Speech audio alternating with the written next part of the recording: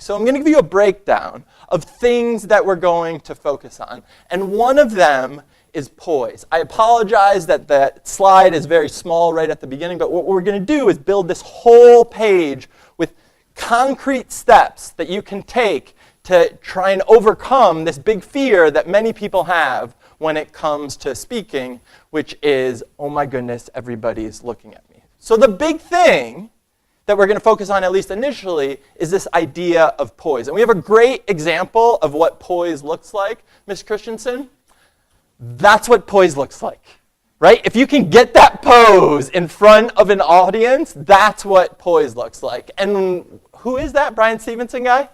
He's a lawyer. Yeah, he's a lawyer. He started the Equal Justice Initiative in Montgomery, Alabama. He wrote this really popular book called Just Mercy in 2014. One of our students, Daniel Fryer, actually worked for him in his 1L summer.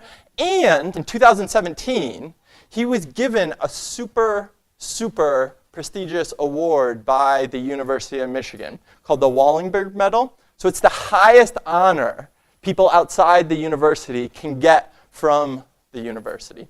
Put this in context, past recipients of the Wallingberg Medal: Elie Wiesel, the Holocaust survivor, author of Night.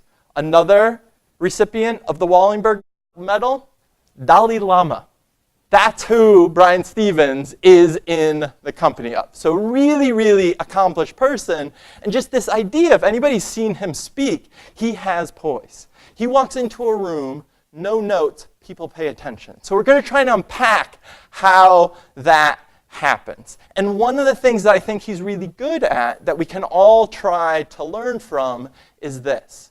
He builds in pauses. So in our class, we've been talking a lot about writing, Ms. Christensen, and we talk about the most underused punctuation mark. You want to read what the most underused punctuation mark is? A period. Yeah, why do we say that the period is the most underused punctuation mark?